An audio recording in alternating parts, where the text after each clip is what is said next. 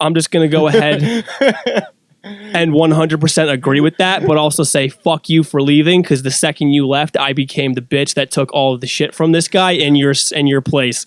So that's really where my hatred comes from. So if you're watching, yeah, you do know who you are, and you're a fucking bitch, dude. And a quitter. Yeah.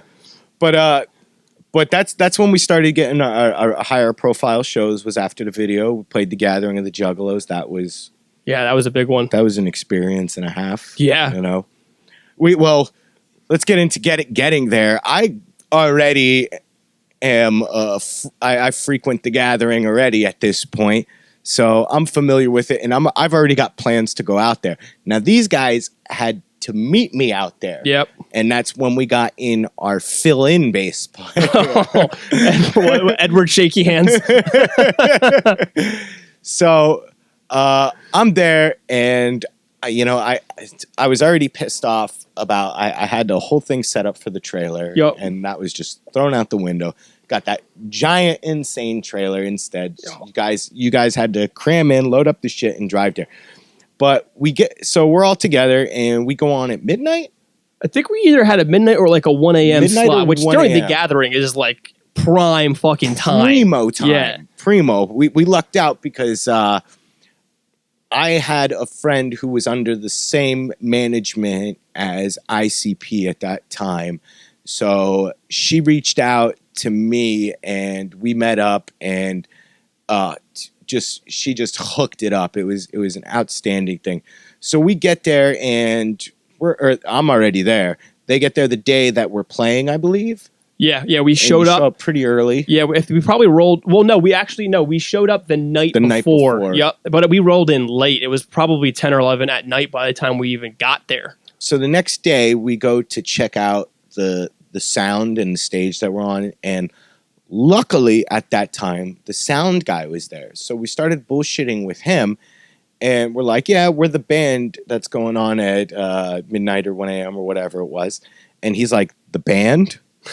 And we're like, yeah, fucking the band. And he's like, you guys aren't rappers? Because this was, at the time, The Gathering was predominantly an only hip-hop horrorcore style festival. Yep. We broke the ice with that one. And we're like, yeah. And he's like, nobody fucking told me that there was a band, because they were expecting us to just go up, give somebody an iPod, because if you've been to The Gathering, it's not very organized of a festival. So we sound checked, broad daylight in our shorts and everything, and oh my gosh, that was one of the first tastes of the big stage, which was really awesome. But yeah, we fucking rocked that fucking show. That was I mean, like, taste of the big stage, just an awesome experience all around. I could almost say I could still feel the power of just the kick coming through those just gigantic subwoofers on the sides of the stage. I mean, it was unlike any show we ever played. Yeah, it was outstanding. And so after we were in the infomercial and everything, that's when our numbers started to shoot up and everything. And we did that, what the fuck was the name of that other thing that we did in Wilkes-Barre? Oh, Project Independent, I believe. Project Independent, which was kind of a waste because we were already established at that point and looking for possibly labels. And this was a thing that you paid for? Yeah, you paid to play, essentially, and what you got out of it was supposed to be media exposure through a tour. Yes. And they were supposed to give you a live DVD that was mixed with your sound, which they completely fucked up. Yeah, they completely fucked that up for us. I mean, we won the thing too. So we got none of the perks of winning this fucking thing, which we were robbed at that. And this was still your whole pay-to-play thing. And at the time, we were already established and still being requested to sell tickets and stuff. Yeah. I don't know if that's still going on nowadays, this whole sell tickets to play. Well, I know a lot of those venues are fucking crashed and burned now. And but you know Double T, he still makes you sell 50 tickets, baby, or he'll boot you off a show without telling you. So I'm loving seeing these venues. They now have their OnlyFans GoFundMe to try and stay afloat after fucking raping the shit out of so many local bands and shit like that. Yeah. Which, you know what? Fuck them. I don't care if whatever. There's a couple that supported specific scenes that like my buddies are in that are asking for fucking money. And they're like, oh, we got to keep this place open. And I was like, you guys had good times there. We actually, when we were supposed to play with Twisted at that venue, we were told to be removed. We were told to be removed because we had not sold an outrageous number of tickets to play a venue that we would draw at. And yeah, at that time, that was still with what's her name is management too, who told us that was going on. So we got fucked. Just to also continue to complain about, do you remember the show that we showed up to without our full whatever a number of ticket sales? What happened to us at that show? Which no. I don't remember the touring act that was coming through the area, but we were supposed to open for them. So we were among the other locals opening the band, but under the impression we were going on directly before the major act. And because we didn't reach our allotted ticket sales, and without being informed, he bumped us up. And by he, you know who I'm talking about. I know who you're talking about. People who are watching this know the fuckface too. He bumped us up to open the show before anyone else was going to go on stage and didn't tell us. That was the Oceano show, wasn't it? Was it? Was it? I don't remember. To be honest, I don't remember. We got no sound check. We got no sound check. Half the gear wasn't even hooked up right. I mean, it was just there was no second amp. We had the one guitar going. No bass, no backing tracks. The drums weren't mic'd up. No matter what, we gave everything 100% with our stage show. Yeah, there was no doubt about it for a live act. I will toot our horns through and through. But another thing I wanted to bring up to our era is the Ice Bucket Challenge. That was good. That was good memories. That was a big thing. What was that Ice Bucket Challenge for? The ALS Ice Bucket Challenge was to bring I forget the name of the disease, which makes me probably a piece of shit because I was one of the tools that did the actual video. But it was, do you know the disease? I mean, ALS probably stands for it. I have no idea. The ALS Ice Bucket Challenge during its time was to bring awareness of the disease because the feeling and the shock of having ice water dumped over your head was supposed to relate to the constant pain that the people with the disease lived in. And I think that was the ideology behind doing this challenge. All right, well, we put our own twist on it. Now, with all of our live shows, we use real fucking blood. Not them fucking fake fucking black metal guys that come out in their fucking little corpse paint and fucking corn syrup. I made sure we had a nice supply at all times. Of rancid cow's blood. No, and just to add in, I still have probably 2 or 3 taped up water bottles of 6 or 7 year old rancid cow's blood in my garage, which I'm just waiting for the opportunity to poke a tiny hole and just launch that shit like a grenade. I mean, right now the rioting, fuck a Molotov, that thing will fucking clear a precinct. Jesus fuck. Now, this stuff fucking, I got it in my mouth. I got it in my pores. Our first album was actually pressed in blood and with our blood as well. So when you got that album, the front of the album and the back of the album, which was, I remember it specifically because that was the last can of OG Four Loko that I drank when I was pressing those. So everything was fucking real that we did. All the blood, all of the fucking everything was always real. So for the ALS challenge, Triple S can't do ice water. We need to do iced, rancid fucking blood. Which is exactly what we did in my backyard. Oh my gosh. And the one dude that we got in the band to do it. It's just, how the fuck do you cover yourself in I this think shit? the second you poured it on, he's like, oh, this is so much worse. This is so much worse than I imagined. But that was just one of the fun perks of doing that. And we won't go into details on this show, but we got booked on a Christian show once. It was a YMCA, right? Yeah. We got booked on a Christian show, and that show Lansdale? somehow became one of our wildest shows. Like I said, we're not going to go into details on this with the personal lives and everything. But man, was that a bad booking? Bad everything. It resulted in just quite a great night. But It did. rolling up into this show and walking in there, like we kind of touched on earlier and just talking was, as a band, we had that uniform. Like, you knew. We walked in, whether it was a diner at 2 a.m. coming home from a show, or if it was into a venue, like when we walked through the door, you knew who we were. And walking into this YMCA in Quakertown or Lansdale, wherever it was, You look like the Gestapo from hell. Look on these people's, these bands' parents' faces. Their parents were there. I believe, I'm sorry to my family. I believe my mom came to one of our shows and then never to another. She was mortified.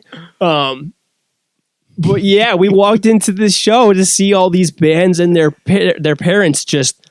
It was the merchandise that I was like looking at when we show up at this show. And it's like a love of my king or something like that. And I'm looking and I'm like, guys, I think this is a Christian show. Now, that was the show you threw up on your drums a little bit? No, I snotted on the drums, and I just had this little loogie every time I would hit it. But that was it. And what was the other? We got booked on another Christian show. They had a prayer circle outside. They were a pretty big band at that moment. That was their peak. They were a Canadian band. They had that video. Oh. They were like the original the crab maneuvers. At with the the guitars. Planet Trog. Yeah. The guy, I remember the band. It was something pirate or something. I believe they're Christ a band. pirate. I don't know if we should go as far to mention the name of this band because they're still going, and I believe Then definitely mention them so people could check out how fucking hilarious this fucking group is. if you're a Christian, please check out the band Silent Planet. I'm sure you'll bring much praise to your God with them. Silent Planet? Silent Planet, that was the name. All right, well, fucking... Unless we got the shows mixed up, I could blend together. I thought they had something to do with pirates or boats. Something like that. Because I believe Nukes and Timmy were there, and they ran in, and they're like, guys, you got to come out back. And they're like, what? And they're like, they're having a prayer circle. They're having a prayer circle. Like, no. Well, if we're always in the fucking parking lot fucking boozing. If we're not boozing, we're schmoozing and fucking trying to fucking market and, chill with the fans. Never did any of that back fucking stage shit. Always fucking hung out with fucking people and stuff like that. But man, I don't know if you'd call it bullying or whatever. I don't care. But fucking when I see these prayer circles and stuff like that, I've got to mock them. I'm sure in the same way that people have to mock when we walk into a diner, looking the way we do. It's just a knee-jerk reaction, but goddamn, do some research, promoters, when you're putting a show together. Maybe not book the band that throws blood around the stage with the band that's gonna get in a circle with a Bible and 1, 2, 3, Team Jesus before they play breakdowns. Yeah, you're not gonna book fucking Flyleaf and Deicide on the same goddamn show. Don't do it with us. But so at that point, we've gotten to a point where we're getting paid for shows, and our fan base has grown, and our dicks are fucking bigger than they've ever been. Oh yeah, we had huge big hard work. Now, hard work. We had a lot of friends already that were I won't say a lot, but we had friends already that were already taken off, already signed at this point, getting, 20 grand advances for their albums and stuff like that. And everything we did was all independent. I mean, I can only imagine with the Instagram and the way social media is now as opposed to it was then. I mean, it's only like a 7-year difference, but how much of a leg up that is giving bands that are out there now that just aren't taking the advantage of trying to be independent marketing, doing your merch. I mean, we did all our own fucking merch and shit like that. Never had outside help except for that Kickstarter. Which we paid back. Yeah, which absolutely fucking... Our Kickstarter rewards were fucking awesome. But we're ready to do a new album and hit the road. So this is where everything, I think, is starting to unfold with, listen, we're doing another album, so that means we're going on the road, and this is full time now. This is you quit the jobs once this album's out and fucking sayonara fucking regular life. So we didn't do Kickstarter for some reason. I don't know why. I think we were just we were still broke ass motherfuckers at this point. But our band fund was we were actually nice. We were seeing very nice. We were at least seeing some sort of income. Our merch sales from merch sales. I mean, album sales you can't really count because we're throwing those shits away at this point. Yeah. But merch sales. You want one? DM me. Merch sales. Different shows we would play where we'd actually start to get paid for playing. Oh, that was such a nice thing. Yeah. And fed. And free drinks. And fed and free drinks and getting paid. Like that's to do what you love too. That added an inch to our already inch existing fucking Shroopies. Them 1-inch Shroopy Groupies. That's right. But yeah, so we had enough in our band fund to pull the trigger to do a new album.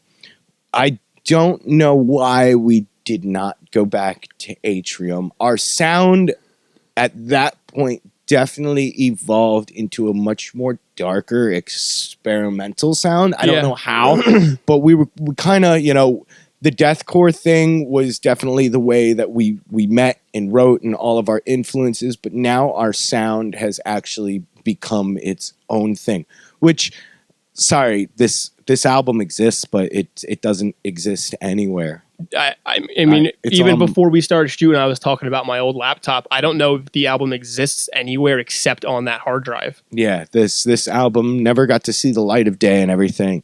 And tensions were rising because some people weren't as dedicated as obviously me and Leo wanted to be, and we're kind of more worried about these other pyramid schemes or projects or moving or whatever, and but everybody still put on the game face that they were going to go full on and do this. So we scouted a couple of places. Yeah, and I know you had just said that you don't remember why we didn't go back to Atrium, and it was because it just came down to money. And, if we could go back and do something differently, that probably would have been what we should have done differently, is bite the bullet, take a little bit of more debt on. And, I mean, we had money at that point. We just didn't have enough for Atrium. Atrium got much bigger, and they went, what we said we did, our first album with like $3,000? I think it was $4,000. So let's say $4,000 for the first album. I believe Atrium, basically that was the price of a song. So I think that was the main driver behind why we didn't return to them. And like I just said, if we could do something different, I think it would have been go back to Atrium, because they would have helped us refine that sound and propel us into the next level that we would have needed to be in. But we kind of took a cheaper route.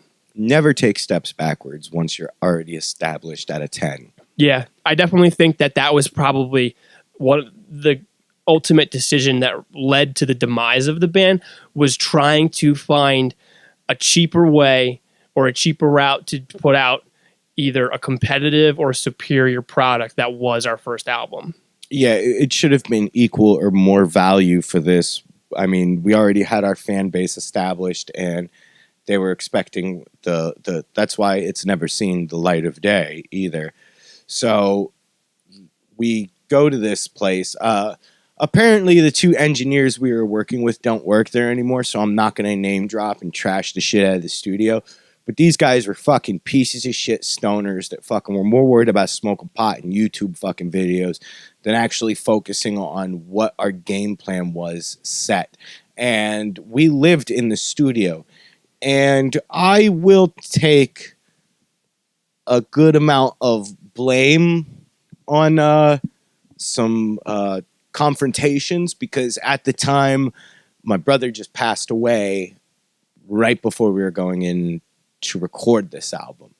So, and I had a huge head at the time. So a huge head with that grief added. And at that point, my partying was at a extreme fucking peak. I think it cost me more money to get fucked up than, even though a lot of people just fucking gave it to me at the time.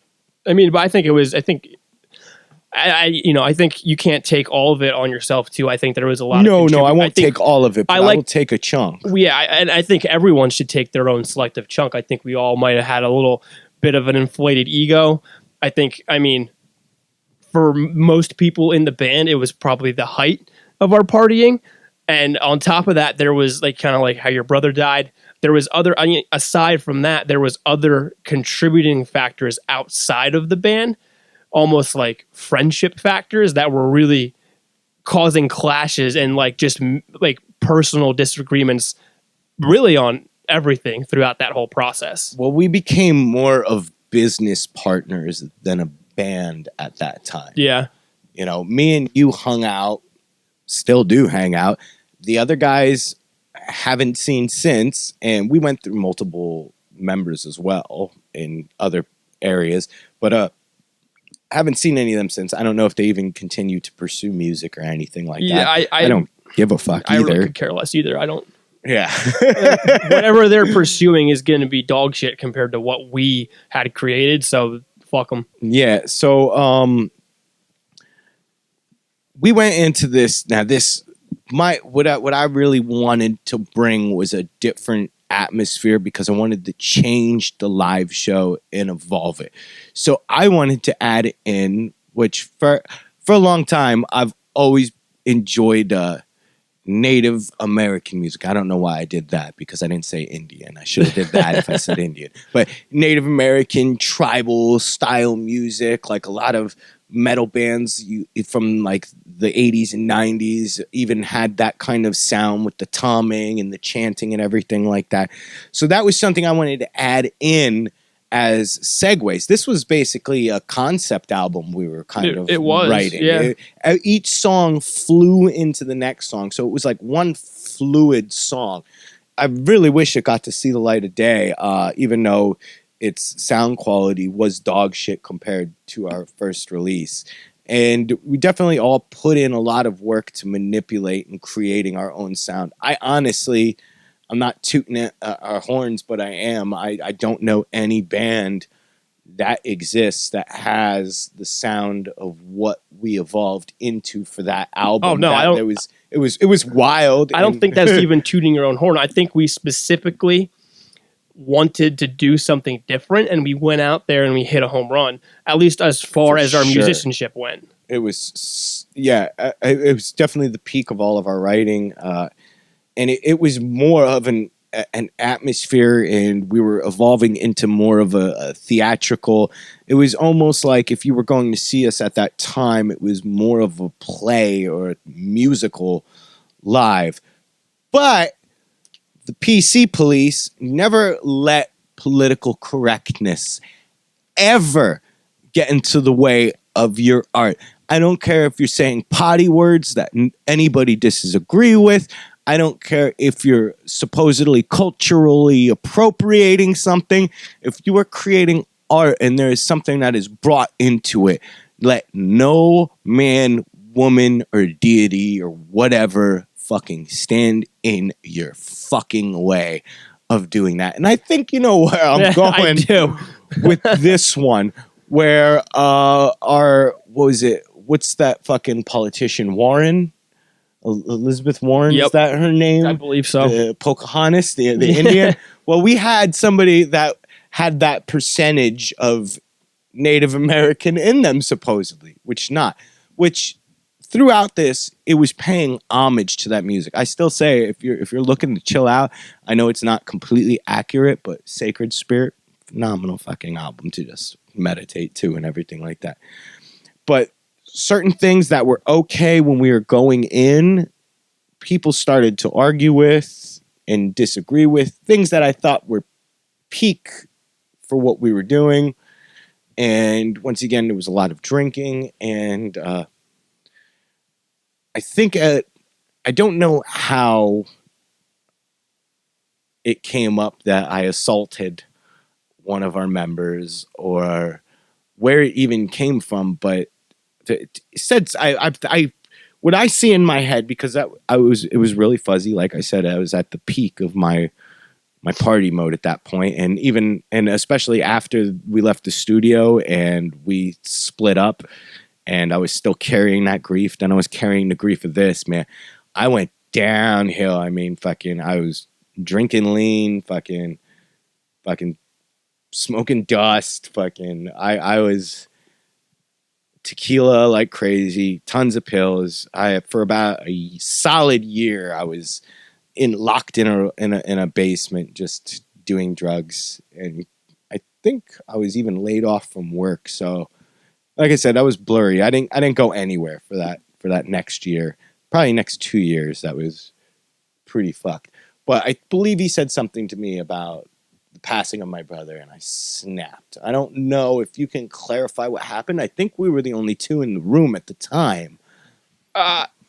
Yeah, like I think so. It's still fuzzy to me. So you're bringing a new light into my life with this episode. No, I think that, I mean, it's a little bit fuzzy for me as well, but I think you kind of hit the nail on the head in that it was not only an emotionally dark time specifically, more so for you than anyone else, but it was also just, there was a lot of other conflicts. Mood was just it was a dark time for all of us, and I think there was, I mean, I know who you're talking about, and you two in particular, cocky little son of a bitch, yeah, little fucking prick.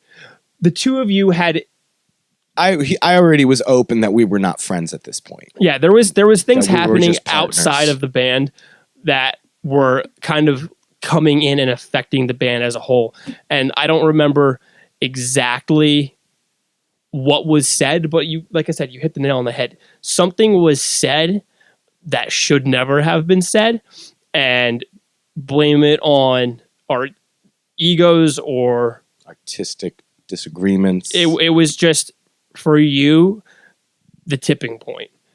And I think I was gonna hit him eventually. Yeah, I think it was really just there was really just a ticking time bomb. I mean, there was things outside of what he even said that were bothering you. And I mean, I think it was really bothering everybody at this point, but everybody specifically you, because you worked together. Yeah. And that's, in my opinion, that's where everything stemmed from, was that situation. I forgot about that. Yep. Yeah, that just opened our eyes to the type of person he was.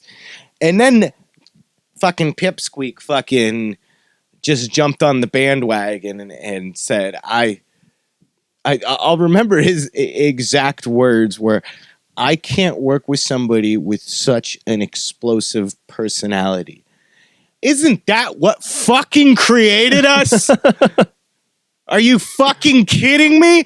You're using that as a scapegoat, my explosive fucking personality? I think at that time, those two were just looking for a way out. But it's like when you're in a bad relationship and you're just waiting for that person to fuck up so you have an excuse to justify why you're being a bitch. Ship. Yeah. That's it. Yep. That's what happened. Abandon all ships. Yep. No, that was the fucking band.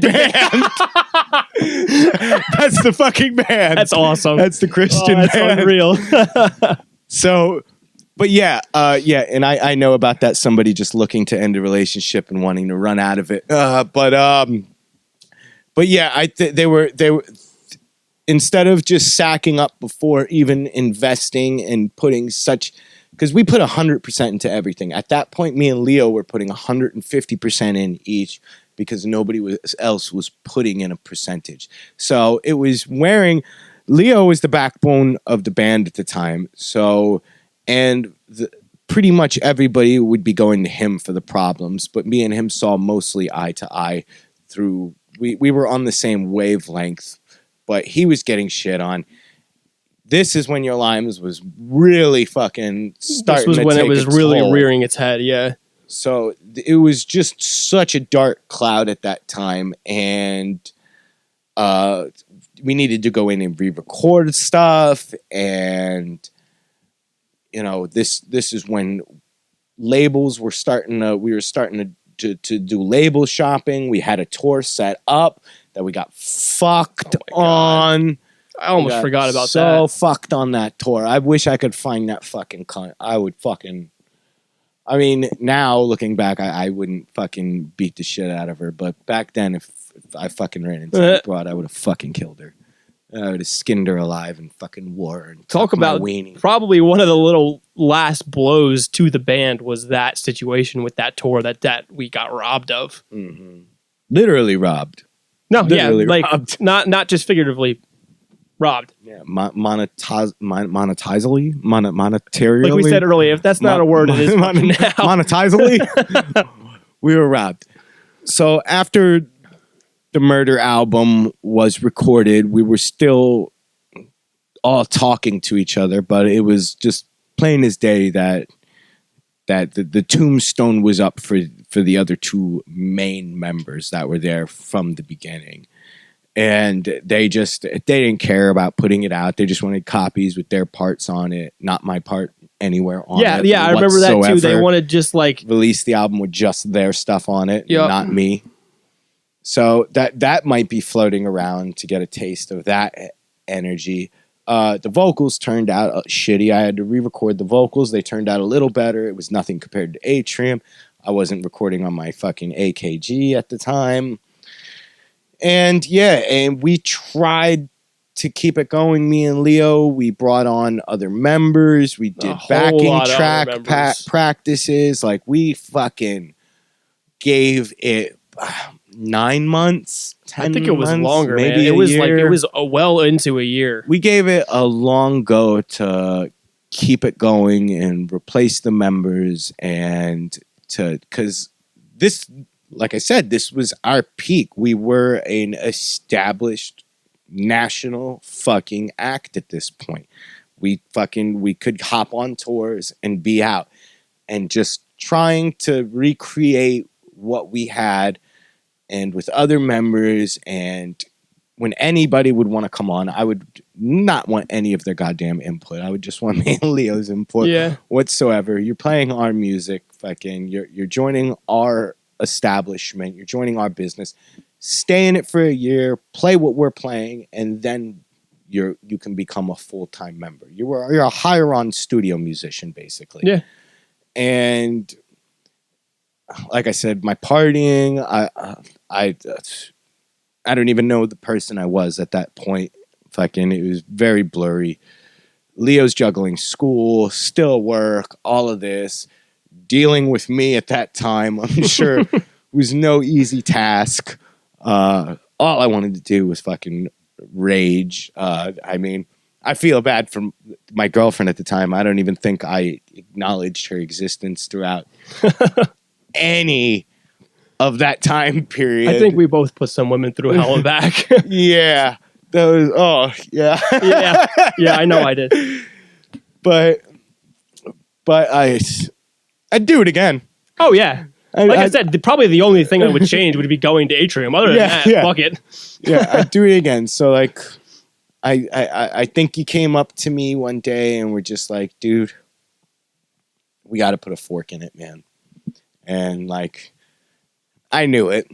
You knew it. And I think the fork should have been put in it, but we beat a dead horse for so long. But yeah, I mean, I remember I think, like you said, we both knew it for a long time that this project had come to an end, and we just couldn't come to the realizations ourselves, and it's why we tried for so long and so hard to make it work or kind of recreate it. Yeah, and it just wasn't. We actually. This is funny because I compare it to when Deicide lost their two original guitarists, which Deicide is the murder of God and everything holy, one of the fruitful big four of the death metal genre, one of my faves. And when they lost their two original guitarists, they got Jack Owens from Cannibal Corpse, and they got one of the guitarists from Death, who was a Christian, to play guitar for them. So the reason I compare this is because one of the studio musicians that we got, who seemed the most promising at the time to fill our spot. For a second, I was like, where are you going with that? And was one of the guitarists from that Christian YMCA show that we played. It's like I said, I kind of brought up the analogy of like a bad relationship. It's those little red flags that you ignore in the beginning, and then they become those things that you're like, oh, that's why I fucking hate you. Yeah. But once again, relationship wise, the sex was awesome with the guy. Fucking, he was a great guitarist, phenomenal. Fucking, but we just weren't meant for each other. That's what it came down to. And I think you took a little while off of music before starting to get some phone calls and stuff like that. I think I just jumped right into Croesus full time. That was my side project that was already going on even since before Triple S, which was another terrible fucking breakup, which fucking happened with an overdose and another tour that was fucking canceled. But fucking now, this is what, 8 years later? Me and Leo still great friends. He's still a fucking metronomic drummer. FYI, all of you who need studio drums and are willing to fucking pay a buck to get good quality ones. Buck. You know?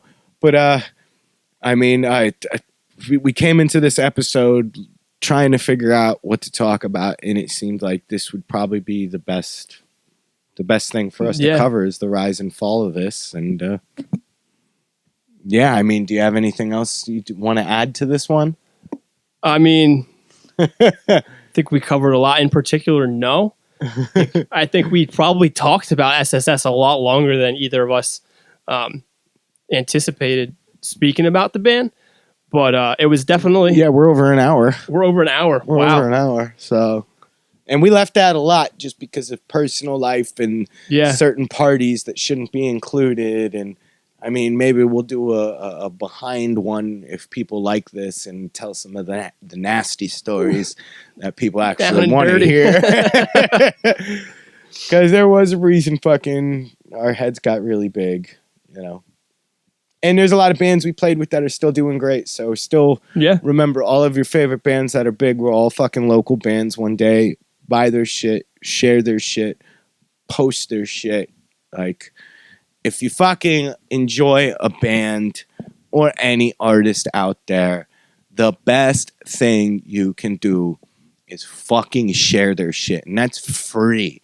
And you'd think the best thing I'd say you could do for them is buy their merch. No, the best thing you can do is share. It's not going to fuck up your algorithm. Don't worry about your fucking model pictures that fucking nobody gives a shit about except for fucking a couple lonely dudes jacking off to them. Share the music you love. Tag them.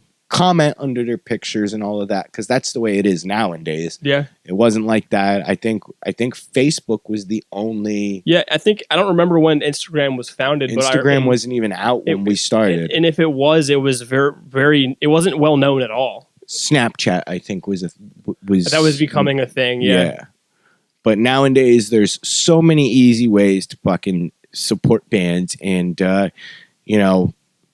We fucking put work into it, you know? Yeah. But, yeah, that's our story.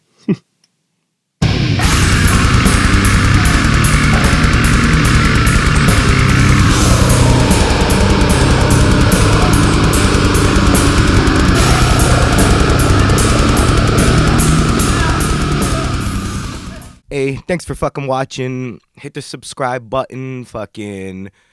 Follow this shit. That's how we get it out there. Share it with your friends. Put it on your page. And I'm on all other social media shits. Instagram, fucking Twitter, the Facebook. I try and put different shit on them, but they're all kind of linked together.